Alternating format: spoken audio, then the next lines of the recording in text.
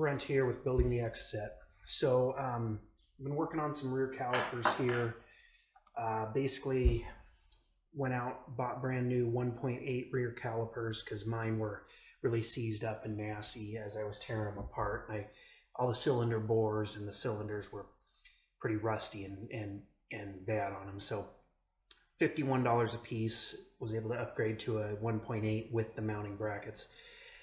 One thing I just want to share with you guys real quick here that I find interesting, and there's always a big debate that people have on CV axles, brake calipers, small things like that, where people say, yeah, you know, for $40 you can get a remanufactured version, or for 15, 20 bucks you can get the rebuild kit and do it yourself. A lot of people say 20 bucks, not worth my time. In a lot of cases, I find that true. It is not worth your time. But there are issues still with remanufactured parts, and I've seen this quite a bit when I've worked on my business vehicles from time to time, and some personal ones, that just because it's done at a factory by a trained technician does not mean that the parts are assembled correctly. A good example was what I just ran into with the second rear caliper. Now, I'm completely tearing these rear calipers all apart, as you can see here. Those are all the insides.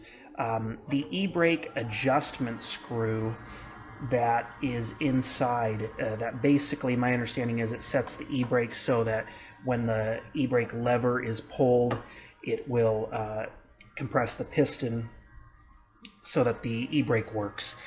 There are two parts to this. This, which goes directly into the piston, and then as you can see, it has this gear on the head of it here.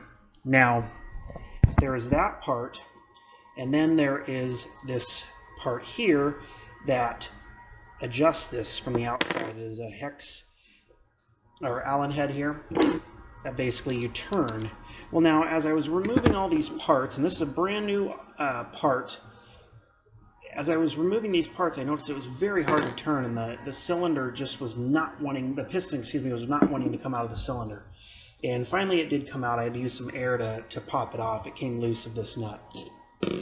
But then the last part I pull out of that remanufactured caliper looked like this. As you can see, the teeth on the gearing here are fine, but up here, the reason why it was skipping, there's only a couple, barely a couple gears that would still contact this head here, like this.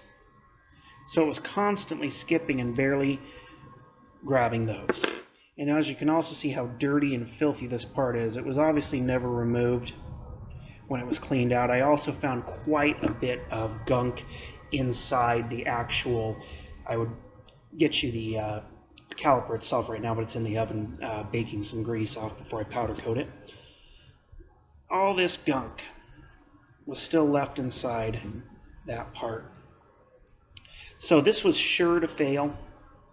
When I adjusted it, after I went through all the work of powder coating and doing all that, I would have had problems. So now, since I had it all apart, I decided not to go put it back together and return it. Instead, this is about $10 on Amazon through a Mazda dealership. I usually like using TaskaParts.com.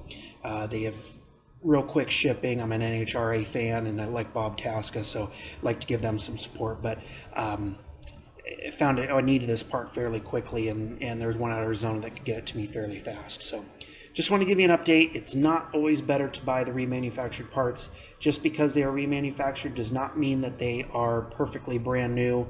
In this case, this is not a part that comes with their seal kit that they would have put in it. Instead, somebody just decided, oh well, I can get it turned shut, and therefore I should use it.